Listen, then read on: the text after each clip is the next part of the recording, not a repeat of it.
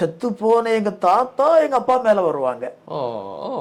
அப்படி கன்னின்னு சொல்லுவாங்க. அப்படிலாம் பாத்துறீங்களா பேசுறதெல்லாம்? பேசிருக்கிறோம் நாங்க. எங்க வீட்டுல நடந்த காரியத்தை அப்பா பேசுவாரு, தாத்தா பேசுவார். ஆமா. அப்புறம் இறந்து போன என்னுடைய அப்பாவுடைய தங்கச்சி இருக்காங்கல்ல, அவங்க அப்பா பேர்ல வருவாங்க. அப்பா மேல வருவாங்க. வெள்ளிக்கிழமை செவ்வாய்க்கிழமை படிக்கும் பாட்டெல்லாம் பாடுவேன். அப்ப நாங்க இயேசு கிறிஸ்துவ ரொம்ப மட்டப்படுத்தி நான் பாட்டெல்லாம் பாடுவேன். அப்படியா? ஏன் அவ்வளவு கோவம்? அதாவது நாங்க கும்பிடுற தெய்வம் தான் உண்மையான தெய்வம். அவருக்கு ஒரு சக்தி இருக்கும்னா, அவருக்கு தனிப்பட்ட ஒரு பவர் இருக்கும்னா, அவர் என் சிறுவில் அறையணும். என் சாமி அப்படிப்பட்டவர் இப்படிப்பட்டவர் நான் சொல்லலையே. நீ என்கிட்ட ஏன் இயேசுவை பத்தி பேசுற? அவரை தூக்கி சிலுவையில மாட்டி வச்சிருக்கிறாங்க.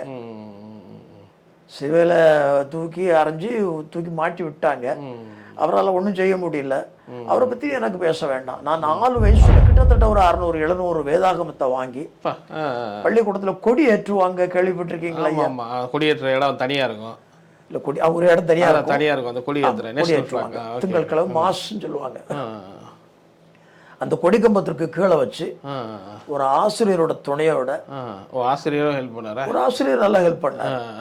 அந்த வேதாகமத்தை அவ்வளவும் தீ வைத்து கொளுத்தின ஆள்ல முக்கியமான ஆளுன்னா. உங்களுடைய ஈடன் டிவி பைபிள் ரிவ்யூ சேனலில் உங்களுடைய சாட்சிகளும் உங்களுடைய ஊழிய அனுபவங்களும் வர விரும்புனீங்க அப்படின்னா இந்த வாட்ஸ்அப் நம்பருக்கு கான்டாக்ட் பண்ணுங்கள். 8428196238. நீங்கள் ஊழியராக இருக்கலாம், விசுவாசிகளாக இருக்கலாம். நிச்சயமாக உங்களுடைய அனுபவங்களை ஷேர் பண்ணுங்கள். இது பலருக்கும் விசுவாசத்தையும் பக்தி விருத்தியும் தூண்டும்ங்கிறது எந்த சந்தேகம் கிடையாது.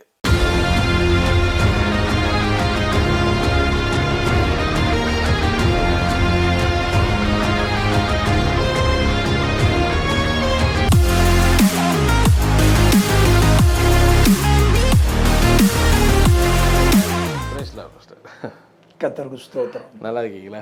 நல்லா இருக்கிற ஐயா, நீங்க எப்படி இருக்கீங்க? நல்லா இருக்கேன். God's grace. ரொம்ப நன்றி உங்களுடைய சாட்சியை எங்களுடைய ஈடன் டிவியில் பகிர்ந்து கொள்வது.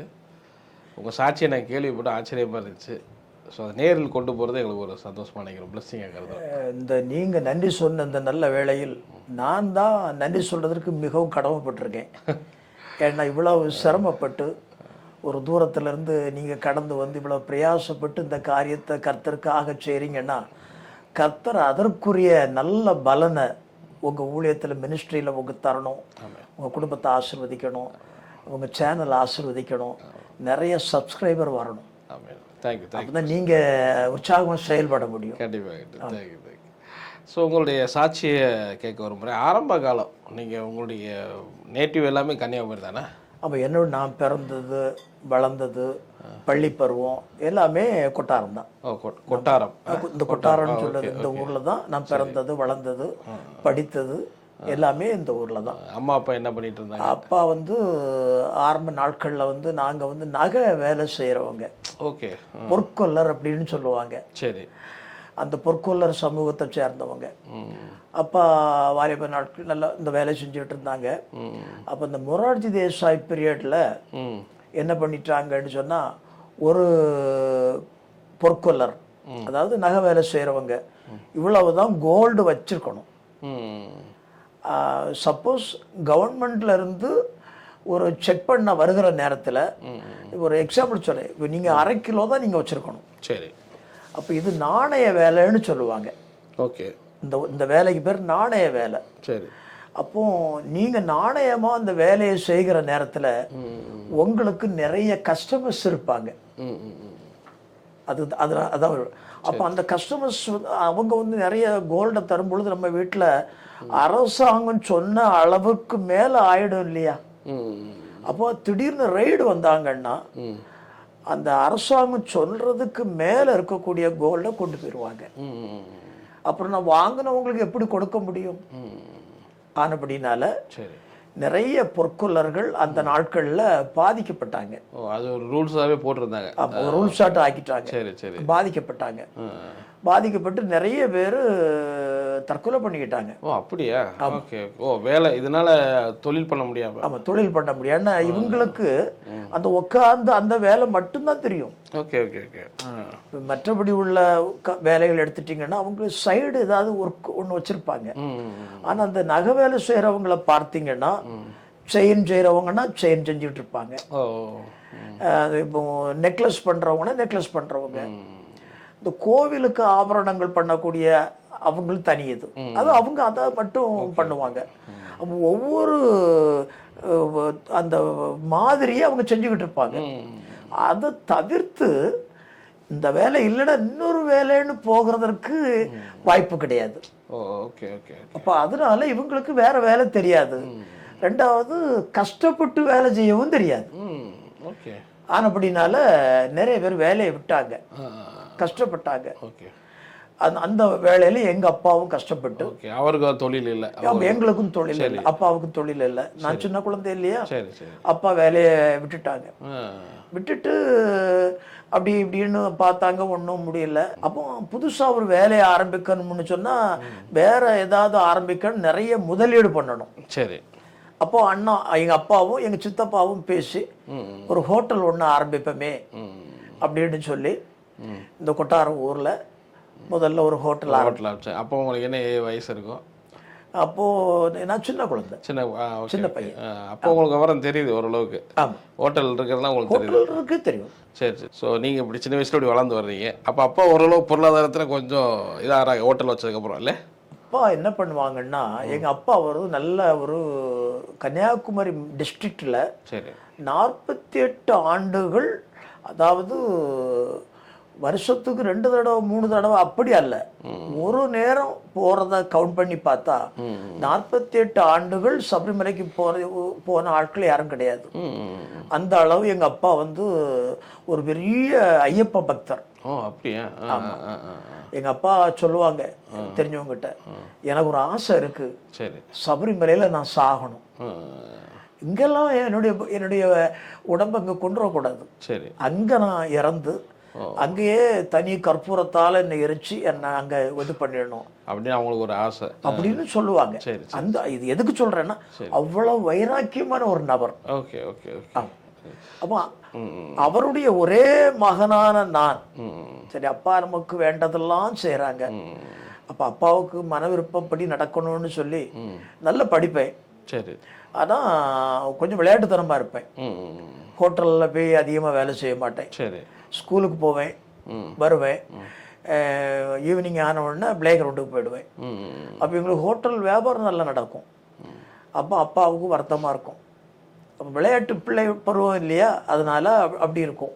ஆனாலும் அப்பா ஒரு நல்ல ஒரு பக்தராக, ஒரு இறைபக்தி உள்ள மனுஷனாக இருக்கிறபடினால நானும் அதற்கேற்றபடி இருந்துக்கிட்டேன். அப்பாவுக்கு அந்த பூஜைக்கு உதவி செய்கிறது, அந்த தெய்வங்களை அலங்காரப்படுத்துகிறது, அந்த பலிபீடத்தெல்லாம் சுத்தம் பண்ணுறது, அதெல்லாம் ரொம்ப நேர்த்தியாக செய்கிறதுக்கு எங்கள் அப்பா எனக்கு கற்றுக் கொடுத்தாங்க. நான் அவங்களுக்கு உதவியாக இருந்தேன். நீங்கள் சின்ன வளர்ந்து வரீங்க, உங்களுக்கு கடவுள் பக்தி எப்படி இருந்துச்சு? கடவுள் மேலே ஒரு பக்தி இருந்தது, அப்பாவுக்கும் கடவுள் பக்தி இருக்கு, உங்களுக்கு கடவுள் பக்தி இருந்துச்சு? அப்பாவுக்காக நான் செயல்பட்டேன். சரி சரி. நம்ம அப்பா அப்படி இருக்கிறாங்க, நாம் வந்து அப்பாவுக்கு விரோதமாக செயல்படக்கூடாதுன்னு சொல்லி அப்படி ஒரு எண்ணமும் உண்டு. ரெண்டாவது அந்த இறைபக்தியில வளர்த்தாங்க. ஏன்னா அப்பாவுடைய அப்பா இறந்துட்டாரு, அப்பாவுடைய தங்கை, அப்பாவுக்கு சொந்த ஊர் பூதப்பாண்டி. அந்த பூதப்பாண்டியில மிட் நைட் ஷோ, செகண்ட் ஷோன்னு சொல்லுவோம் எங்க ஊர்ல. அந்த செகண்ட் ஷோவுக்கு போயிட்டு வரும் பொழுது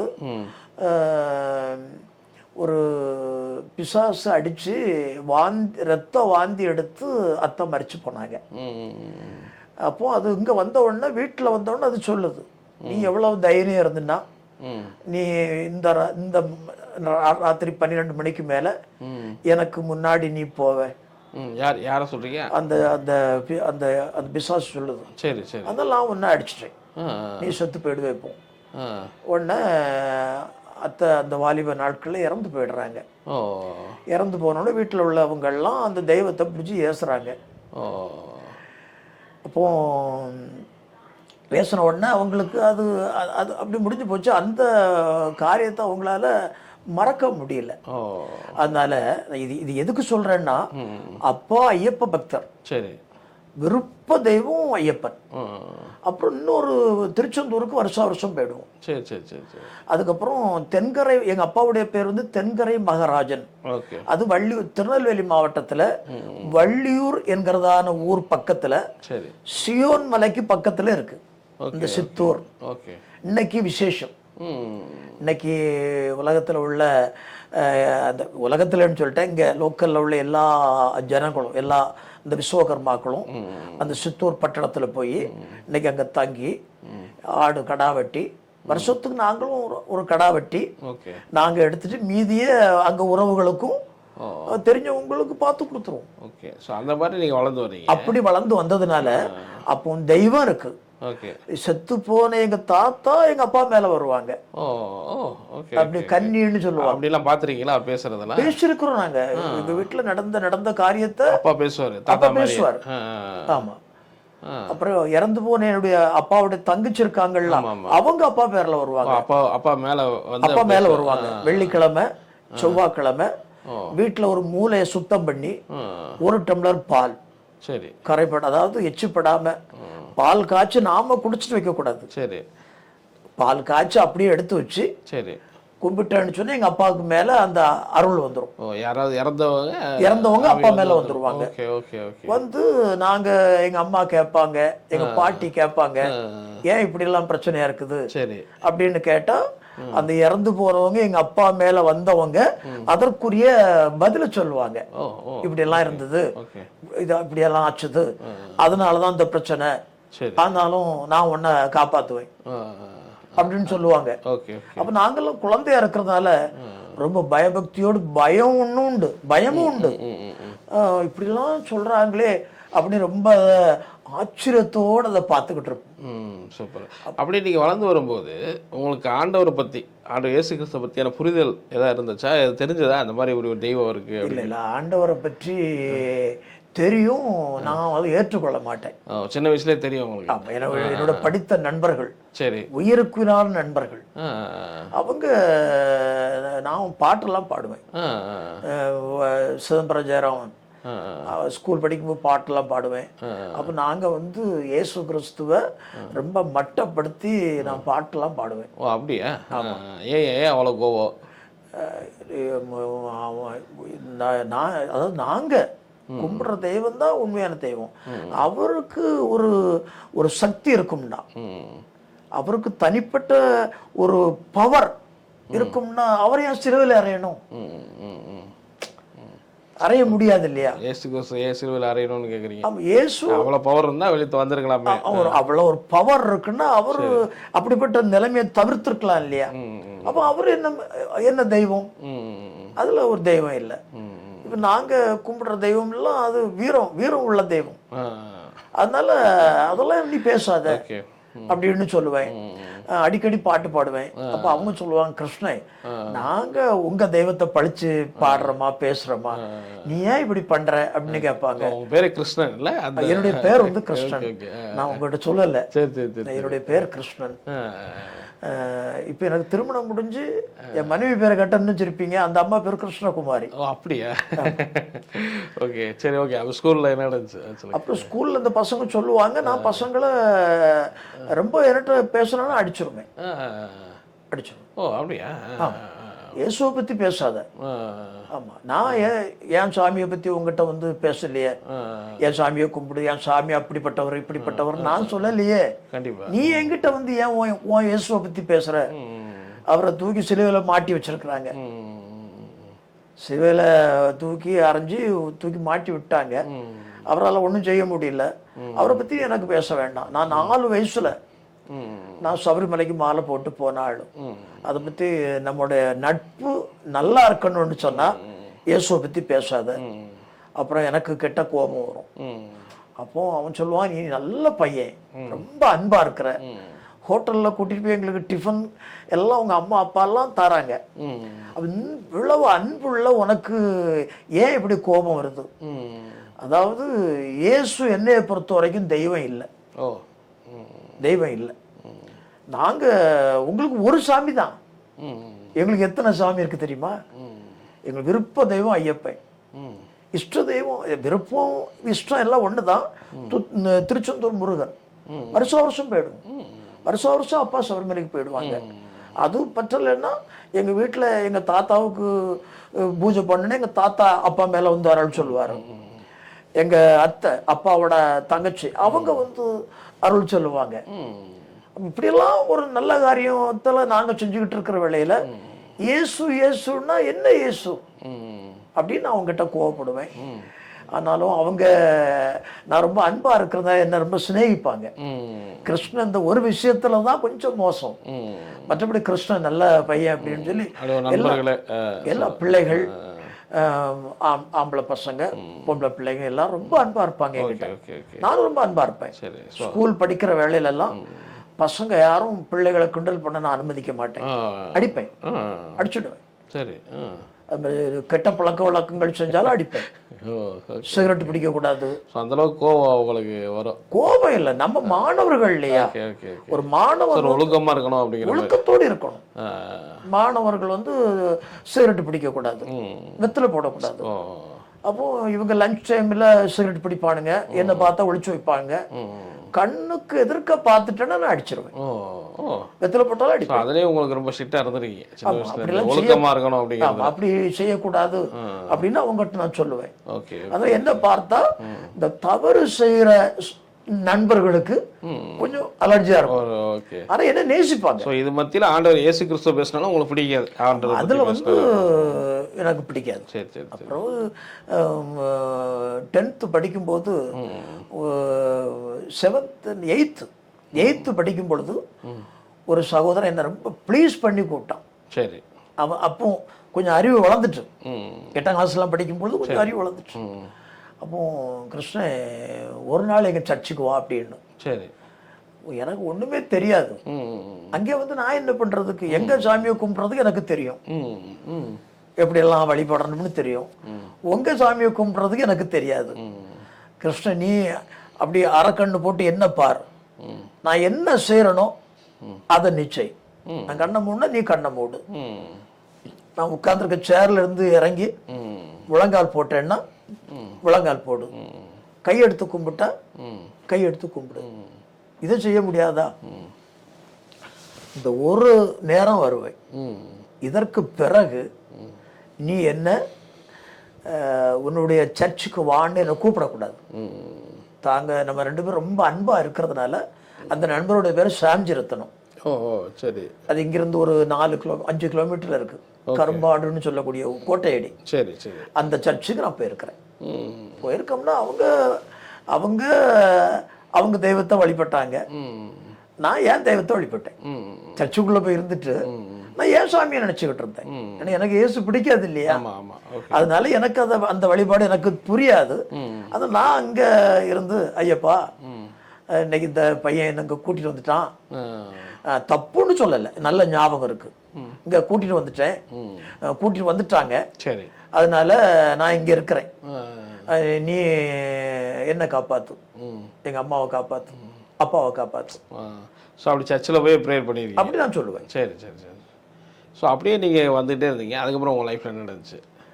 அப்படி வந்துகிட்டு இருக்கும்போது 10th, ஓகே, 10ஆம் கிளாஸ் வந்தாச்சு. சரி. 1978. ஓகே. அந்த 10ஆம் வகுப்புல இருக்கிறப்பட்ட நேரத்தில் கிதியோன் இன்டர்நேஷனல் சொல்லக்கூடிய பைபிள் சொசைட்டி கேள்விப்பட்டிருக்கீங்க. அவங்க எல்லா இடங்கள்லயும், அதாவது ஹோட்டல், சின்ன ஹோட்டல்ல இருந்து பெரிய 5 ஸ்டார் ஹோட்டல் வரைக்கும், மருத்துவமனைகள், பொழுதுபோக்கு விடுதிகள், அப்படி பொது ஜனங்கள் கூடுற கடைகள், அங்கெல்லாம் அவங்க அந்த வேதாகமத்தை கொண்டு வைப்பாங்க. ஃப்ரீ, யாருக்கும் கம்பல்ஷன் கிடையாது. நீங்க ஐயா நீங்க வாங்கி ஆகணும் அப்படி சொல்ல மாட்டாங்க, கொடுப்பாங்க, வேண்டாம்னா விட்டுருவாங்க. அப்புறம் சில அந்த ஹோட்டல்லாம் வைக்கிற இடத்துல இப்போ ஒரு டாக்டரை பார்க்க போறோம், ஒரு 10 டோக்கன் கழிஞ்சுதான் நம்ம போகணும். சும்மா இருக்கிற நேரத்துல அதுல இருக்க எடுத்து படிச்சிருவோம், அதுக்காக ஒண்ணு வச்சிருப்பாங்க. சரி. அப்ப அது மாதிரி அவங்க எங்க வகுப்புலையும் கொண்டு கொடுத்தாங்க. அப்ப எல்லாரும் வாங்கிக்கிட்டாங்க, நானும் வாங்கிக்கிட்டேன். சரி. உடனே என்னுடைய நண்பர் என்கிட்ட கேட்டார், கிருஷ்ணன் பைபிள் வாங்கினியா அப்படின்னு. என்னடா நீயும் வாங்கியிருக்கிற நானும் வாங்கியிருக்கிறேன், நீ எதுக்கு வாங்கின அப்படின்னு என்கிட்ட கேட்டாங்க. அந்த ஃப்ரெண்டு என்கிட்ட கேட்டார். நான் சொன்னேன், நான் வாங்க வேண்டான்னு தான் நினைச்சேன், சரி, ஆனா அது பார்க்கறதுக்கு ரொம்ப அழகா இருந்தது. அந்த புதிய ஏற்பாடு, அந்த புதிய ஏற்பாடு, சரி சரி, அது பார்க்கறதுக்கு ரொம்ப அழகா இருந்த உடனே சரி நான் வாங்கிட்டேன். சரி, பைத்தியக்காரணி, அதாவது கிறிஸ்தவங்க, இது இப்போ உள்ள மொழி, அன்னைக்கு உள்ள பாஷை வேதக்காரங்க. ஓ ஓகே, வேதக்காரங்க வேதக்காரங்க, வேதக்காரங்க. இந்து, நமக்கு இந்துன்னு சொல்றோம் இல்லையா, ஆமா ஆமா, இன்னைக்கு நாகரிகம் அதிகமானதுல கிறிஸ்டியன், ஆமா, அன்னைக்கெல்லாம் வேதக்காரங்க. வேதக்காரங்க, ஓகே ஓகே, நீ வேதத்திலேயே பொண்ணு எடுக்க போற அப்படி கேட்பாங்க. அப்ப இந்த வேதக்காரங்க அவங்க மதத்தை வளர்க்கறதுக்கு இப்படி எல்லாம் புத்தகத்தை பிரிண்ட் பண்ணி எல்லா இடத்துலயும் கொண்டு கொடுக்குறாங்க. அதை நம்ம வாங்கக்கூடாது அப்படின்னா என் நண்பர் சொல்றாரு. சரி, இப்ப என்ன செய்யணும் அதை சொல்லுப்பா. சரி, தீ கொளுத்திரும் அப்படியே, வேண்டாம் அப்படின்னு சொன்ன மாத்திரத்தில், இல்ல கிருஷ்ணன் இதை சாதாரணமா விடக்கூடாது, தீ வச்சு கொளுத்திடலாம். சரி அப்படி எங்க கிளாஸ்ல 18 ஆம்பளை பசங்க, சரி 18 பொம்பளை பசங்க. உடனே பைபிளை போய் கேட்கறேன் எல்லாத்தையும். கேட்டிருப்பாங்களா எதுக்குன்னு? அவங்க நான் சொல்லிட்டேன், பைபிளை கொடுத்த போறேன் அப்படின்னு. கிருஷ்ணன் நீ நல்ல பையன்ல, இப்படி மோசமான பையனாட்டு நீ மாறிட்ட. சரி, அப்படி எல்லாரும் அந்த டயலாக் எல்லாம் பேச வேண்டாம். சரி, கிறிஸ்தவனுங்க வேதக்காரனுங்க உங்க மதத்தை வளர்க்கறதுக்கு நாங்க கொண்டு திருநீரை கொண்டு ஊர்வரா கொண்டு கொடுக்கறோமா, பாயசத்தை கொண்டு ஊர்வரா கொண்டு கொடுக்கறோமா? இல்லையே. எங்க வழிபாடு எங்களோட, உங்க வழிபாட உங்களோட வைக்காம நீங்க ஏன் வெளியே கொண்டு வரீங்க? அது தவறு தானே. அதனால தீ கொளுத்தி ஆகணும். பைபிளை கொடுத்துட்டா எப்படி உருப்படியா வந்தீங்களோ அப்படியே வீடு போய் சேர்ந்துருவீங்க, இல்லைன்னா அடிச்சு மண்டையில உடைச்சிடுவேன். சரி சரி சரி, என்ன சிரிக்கிறீங்க? ஓகே ஓகே, அந்த மாதிரி ஒரு மனநிலை இருந்திருக்கீங்க. ஆமா, அது உண்மைதானே. உங்க மதம் உங்களுக்கு ஐயா, என்னுடைய மதம் எனக்கு. சரி, அப்படி சொன்ன மாத்திரத்துல கிருஷ்ணன் ஒன்னு சொல்றேன், நீ நல்ல பையன், பண்றது சரியில்லை, கொஞ்சம் யோசனை பண்ணு. ஒண்ணு யோசனை பண்ணா கொடுஞ்சோன்னு அவ்வளவு பயந்து கொடுத்துட்டாங்க. அதுல கிறிஸ்தவ பசங்க இருந்தாங்களா? அவங்க தான் சொல்றாங்க, ஓ இது பண்ணக்கூடாது, இருக்க வேண்டாம் கிருஷ்ணன், அது தப்பு.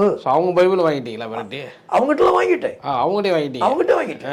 எல்லாத்தையும் பைபிள் கலெக்ட் பண்ணிட்டேன். சரி சரி சரி, கலெக்ட் பண்ணி அந்த பள்ளிக்கூட கேம்பஸ், அந்த 5ஆம் வகுப்பிற்கு மேல சரி எல்லா வகுப்புலயும் போய் பைபிளை வாங்கினேன்.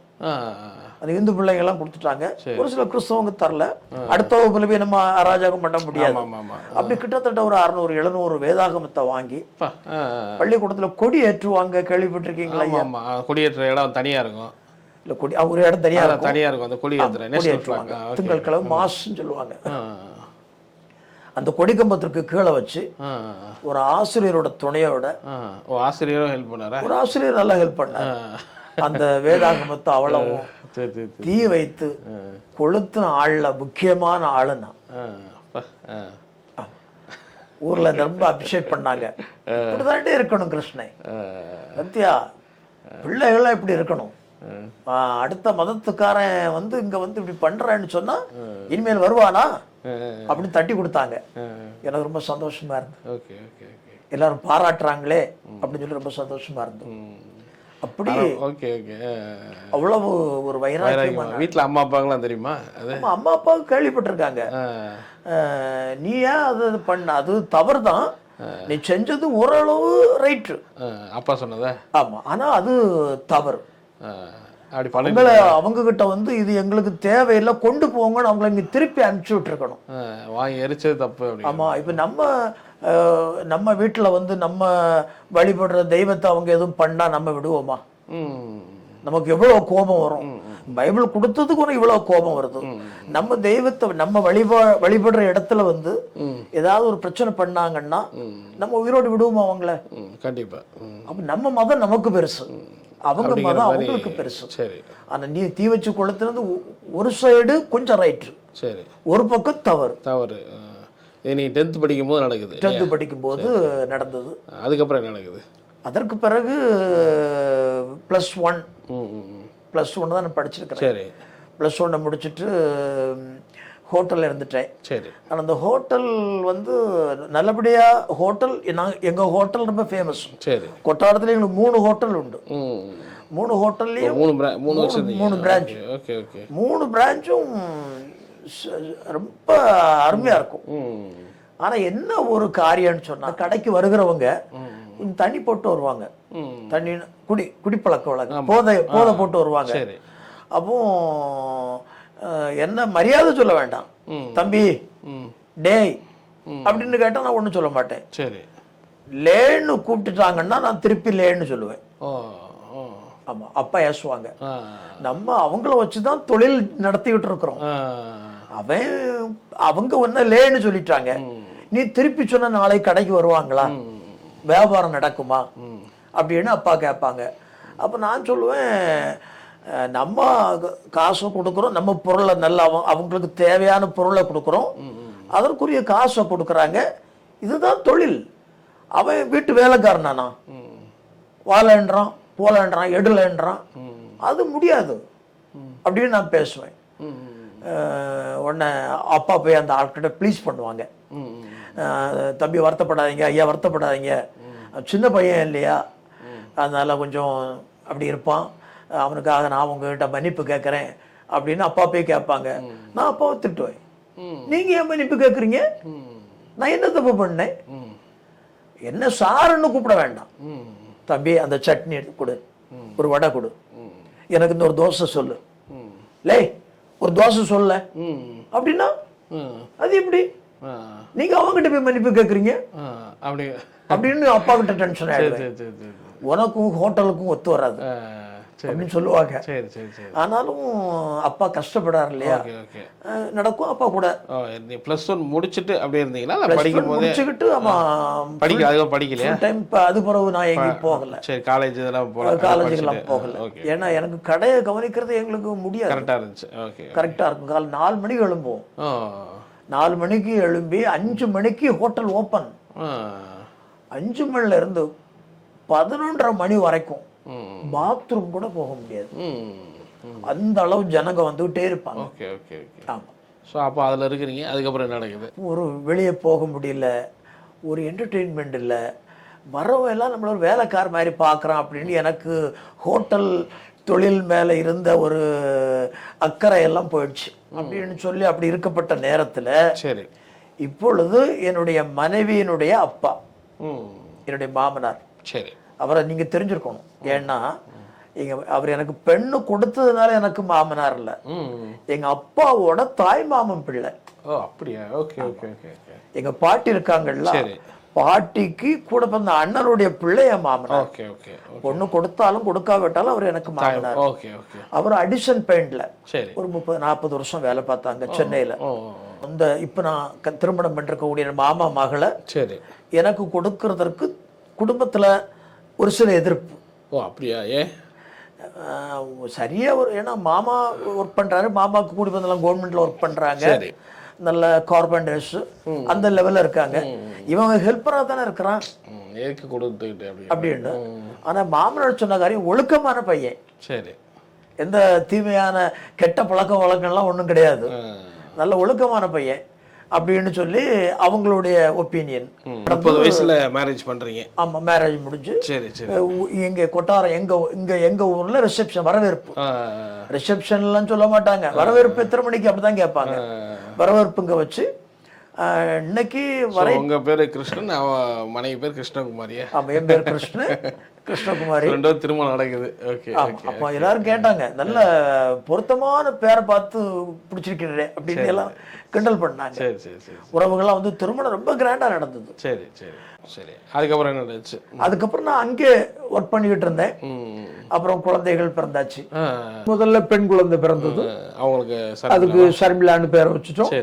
நல்ல பர்த்டே எல்லாம் ரொம்ப கிராண்டா எடுத்து பிள்ளைய வளர்த்துட்டு இருந்தோம். சரி.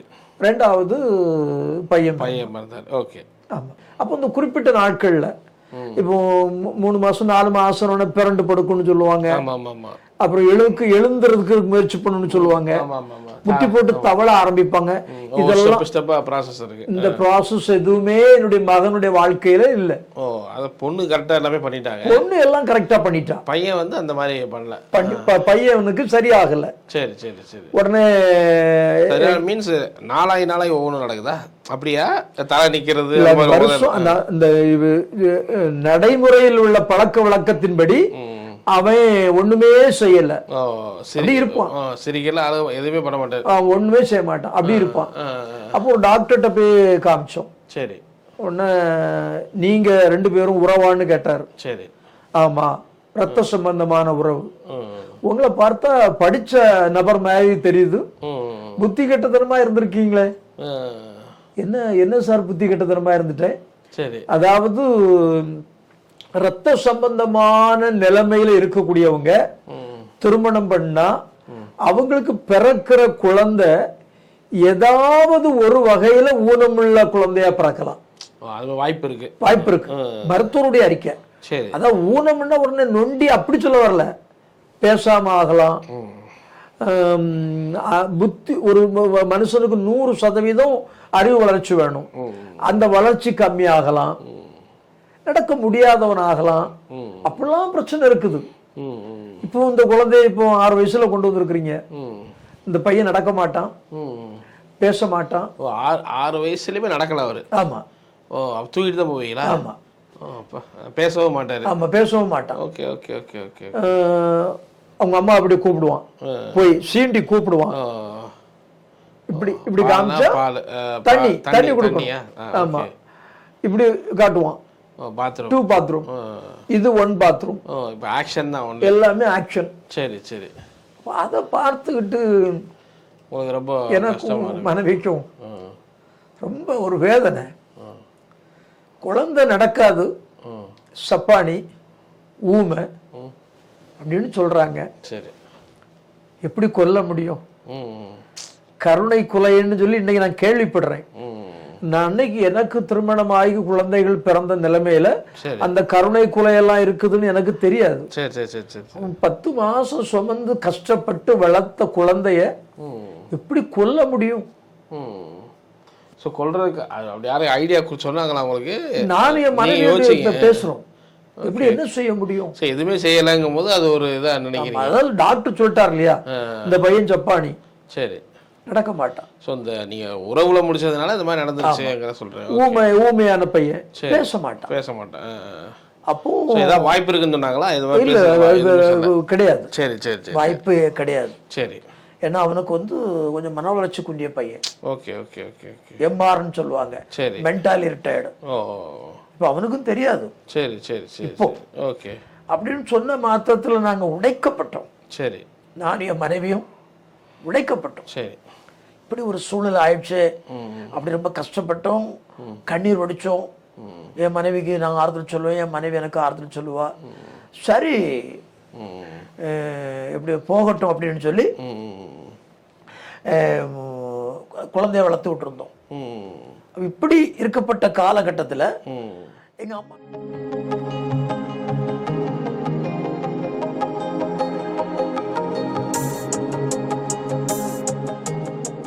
உங்களுடைய ஈடன் டிவி பைபிள் ரிவ்யூ சேனலில் உங்களுடைய சாட்சிகளும் உங்களுடைய ஊழிய அனுபவங்களும் வர விரும்புனீங்க அப்படின்னா இந்த வாட்ஸ்அப் நம்பருக்கு கான்டாக்ட் பண்ணுங்கள். 8428196238. நீங்கள் ஊழியராக இருக்கலாம், விசுவாசிகளாக இருக்கலாம். நிச்சயமாக உங்களுடைய அனுபவங்களை ஷேர் பண்ணுங்கள். இது பலருக்கும் விசுவாசத்தையும் பக்தி விருத்தியும் தூண்டும்ங்கிறது எந்த சந்தேகம்.